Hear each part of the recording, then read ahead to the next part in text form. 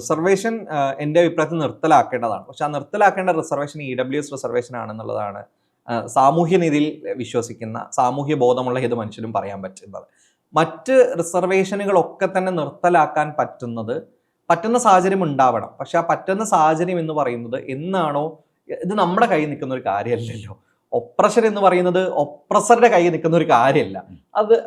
Oppression അനുഭവിക്കുന്ന വ്യക്തിയുടെ, oppressed ആയിട്ടുള്ള വ്യക്തിയുടെ കയ്യിൽ നിൽക്കുന്ന ഒരു കാര്യമല്ല.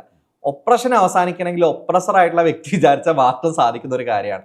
എന്നെ തല്ലണ്ട എന്നൊരു മനുഷ്യൻ തീരുമാനിച്ചാലാണ് എനിക്ക് തല്ല് കൊള്ളാതിരിക്കുക. അല്ലാതെ ഞാൻ തല്ല് കൊള്ളണ്ടെന്ന് വിചാരിച്ചാൽ എവിടെയൊക്കെ ഒളിച്ചാലും തല്ല് ഏതെങ്കിലുമൊക്കെ ഫോമിൽ എന്നെ തേടിയെത്തുന്നുള്ളത് യാഥാർത്ഥ്യമാണ്.